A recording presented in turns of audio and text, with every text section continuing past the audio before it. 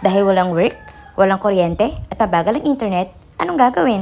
Aba, syempre maglinis tayo ng bahay. Sa sobrang busy ko sa work, sa sobrang puyat ko, pag umaga natutulog na lang talaga ako, di na ako masyadong nakakagawa ng gawaing bahay. Nakakagawa pa rin naman pero hindi yung ganito. As in na parang general cleaning. So kitang-kita nyo naman, kahit bote ng sukay dilinisan ko na. Hindi yan boredom pero talagang gusto talagang gawin yan. Finifeel ko na lang talaga na parang nagbabakasyon na lang ako habang wala pang work. Kesa naman magbukbuk ako dyan at pag-ibalungkot, diba?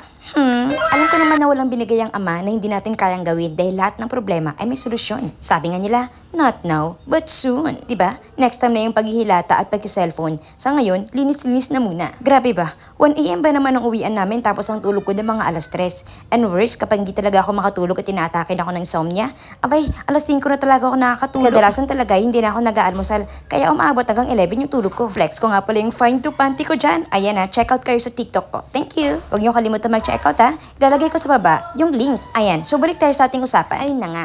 Walang binigay sa atin na problema ang ama na hindi nalulutas. Kailangan mo lang talagang maniwala sa kanya, manalangin, at magtiwala. Syempre, kailangan mo rin maging positive in life, no? Kailangan mo rin tignan yung mga magagandang pwedeng mangyari sa buhay. Hindi yung nandyan ka lang nagmumukmok. Pwede naman talaga maging malungkot, pero wag palagi at wag matagal. That's very normal. Dahil tao lang naman tayo at nakakaramdam tayo ng mga ganyang pakiramdam. Ano daw? Kaya kahit maraming problemang dumarating ngayon, piliin mo pa rin maging masaya. Dahil masaya naman talaga ang buhay. Nasa sayo lang yan kung paano mo dadalhin. Kaya kung ako sa'yo, be happy, be pudoy. Check this out, sasayawan ko kayo.